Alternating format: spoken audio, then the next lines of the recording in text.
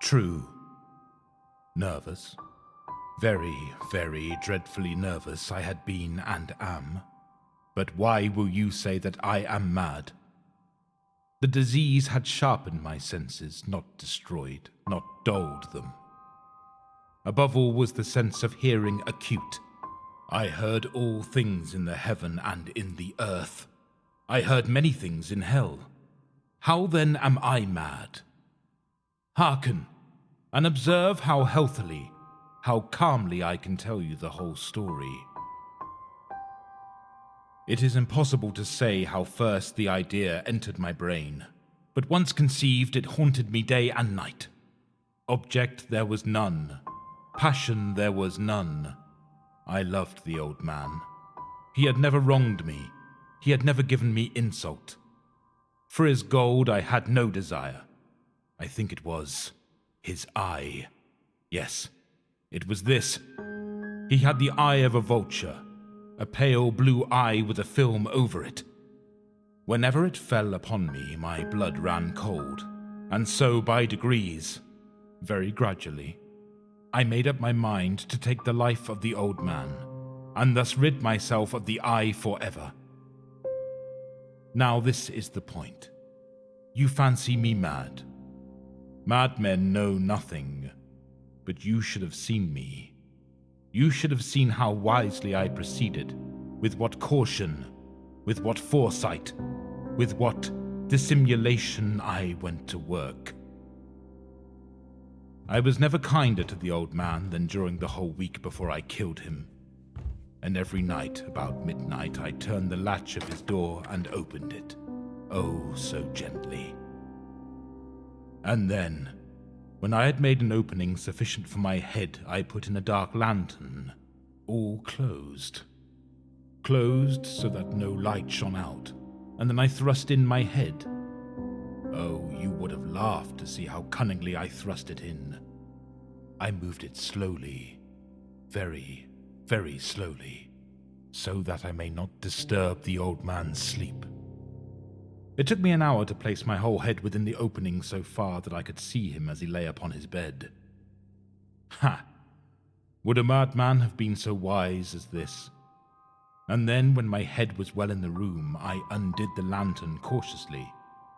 Oh, so cautiously. Cautiously, for the hinges creaked. I undid it just so much that a single thin ray fell upon the vulture eye. And this I did for 7 long nights, every night just at midnight. But I found the eye always closed, and so it was impossible to do the work. For it was not the old man who vexed me, but his evil eye. And every morning when the day broke, I went boldly into the chamber and spoke courageously to him, calling him by name in a hearty tone, and inquiring how he has passed the night. So you see, he would have been a very profound old man indeed to suspect that every night, just at 12, I looked in upon him while he slept. Upon the 8th night, I was more than usually cautious in opening the door. A watch's minute hand moves more quickly than did mine. Never before that night had I felt the extent of my own powers, of my sagacity. I could scarcely contain my feelings of triumph. To think that there I was, opening the door little by little, and he not even to dream of my secret deeds or thoughts. I fairly chuckled at the idea, and perhaps he heard me, for he moved on the bed suddenly as if startled. Now you may think that I drew back, but no. His room was as black as pitch with the thick darkness, for the shutters were close fastened through fear of robbers, and so I knew that he could not see the opening of the door, and I kept pushing it on steadily. Steadily. I had my head in, and was about to open the lantern when my thumb slipped upon the tin fastening, and the old man sprang up in bed, crying out, "Who's there?" I kept quite still and said nothing. For a whole hour I did not move a muscle, and in the meantime I did not hear him lie down. He was still sitting up in the bed listening, just as I have done, night after night, hearkening to the death watches in the wall. Presently I heard a slight groan, and I knew it was the groan of mortal terror. It was not a groan of pain or of grief. Oh no, it was the low, stifled sound that arises from the bottom of the soul when overcharged with awe. I knew the sound well. Many a night, just at midnight when all the world slept, it has welled up from my own bosom, deepening with its dreadful echo the terrors that distracted me. I say I knew it well. I knew what the old man felt, and pitied him, although I chuckled at heart.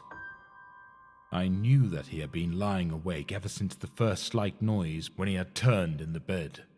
His fears had been ever since growing upon him. He had been trying to fancy them causeless, but could not. He had been saying to himself, "It is nothing but the wind in the chimney. It is only a mouse crossing the floor." Or, "It is merely a cricket which has made a single chirp." Yes, he had been trying to comfort himself with these suppositions, but he had found all in vain. All in vain. Because death, in approaching him, had stalked with his black shadow before him and enveloped the victim.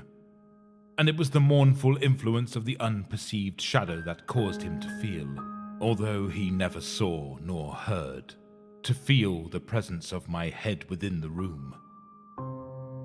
When I had waited a long time, very patiently, without hearing him lie down, I resolved to open a very, very little crevice in the lantern.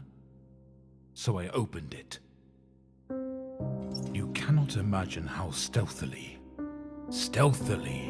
until at length a single dim ray, like the thread of the spider, shot from out of the crevice and fell full upon the vulture eye.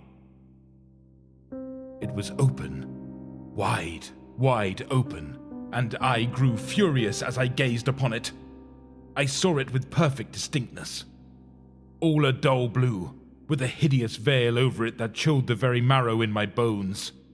But I could see nothing else of the old man's face or person, for I had directed the ray as if by instinct, precisely upon the damned spot. And have I not told you that what you mistake for madness is but over-acuteness of the senses? Now, I say, there came to my ears a low, dull, quick sound, such as a watch makes when enveloped in cotton. I knew that sound well, too. It was the beating of the old man's heart. It increased my fury, as the beating of a drum stimulates the soldier into courage. But even yet I refrained and kept still. I scarcely breathed. I held the lantern motionless.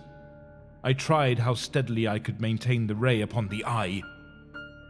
Meantime, the hellish tattoo of the heart increased. It grew quicker, and louder every instant. The old man's terror must have been extreme. It grew louder, I say, louder every moment. Do you mark me well? Have I told you that I am nervous? So I am. And now at the dead hour of the night, amid the dreadful silence of that old house, so strange a noise as this excited me to uncontrollable terror. Yet, for some minutes longer I refrained and stood still. But the beating grew louder. I thought the heart must burst. And now a new anxiety seized me. The sound would be heard by a neighbor. The old man's hour had come. With a loud yell, I threw open the lantern and leaped into the room. He shrieked once only. In an instant, I dragged him to the floor and pulled the heavy bed over him. I then smiled gaily to find the deed so far done. But for many minutes, the heart beat on with a muffled sound. This, however, did not vex me. It would not be heard through the wall. At length it ceased. The old man was dead. I removed the bed and examined the corpse. Yes, he was stone dead. I placed my hand upon the heart and held it there many minutes. There was no pulsation. He was stone dead. His eye would trouble me no more. If still you think me mad, you will think so no longer when I describe the wise precautions I took for the concealment of the body. The night waned, and I worked hastily, but in silence. First of all, I dismembered the corpse. I cut off the head and the arms and the legs. I then took up 3 planks from the flooring of the chamber and deposited all between the scantlings. I then replaced the boards so cleverly, so cunningly that no human eye, not even his, could have detected anything wrong. There was nothing to wash out, no stain of any kind, no blood spot whatever. I had been too wary for that. A tub had caught all.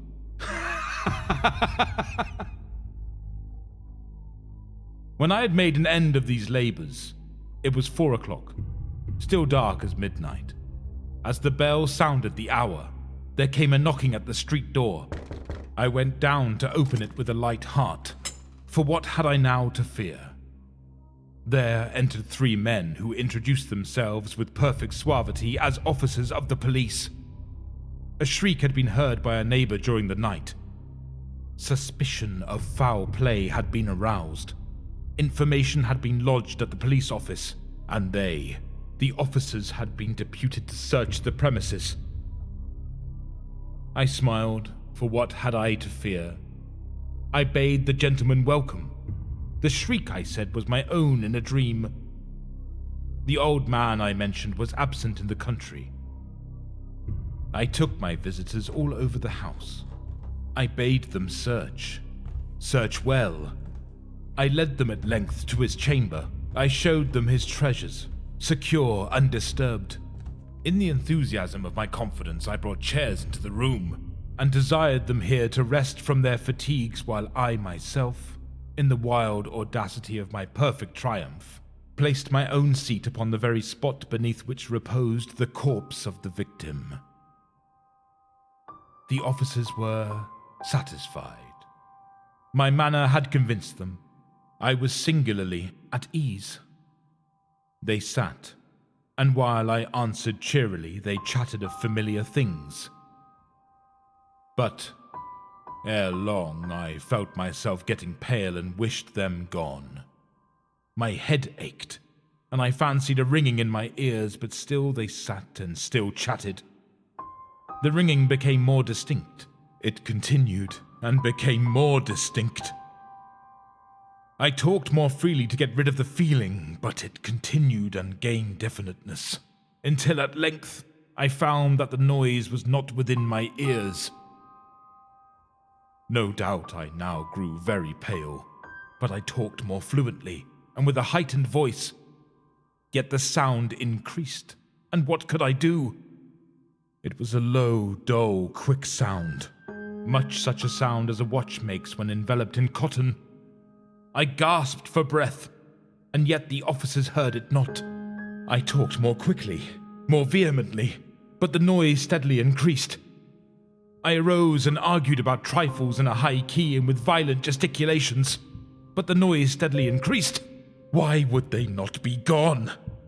I paced the floor to and fro with heavy strides, as if excited to fury by the observations of the men, but the noise steadily increased. Oh God! What could I do? I foamed, I raved, I swore. I swung the chair upon which I had been sitting and grated it upon the boards. But the noise arose over all and continually increased. It grew louder, louder, louder, and still the men chatted pleasantly and smiled. Was it possible they heard not? Almighty God, no! No, they heard. They suspected. They knew. They were making a mockery of my horror. This I thought, and this I think. But anything was better than this agony.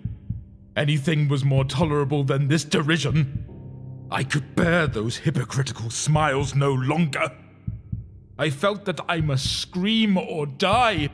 And now, again, hark. Louder. Louder, louder, louder! Villains! I shrieked. dissemble no more. I admit the deed. Tear up the planks. Here! Here! It is the beating of his hideous heart.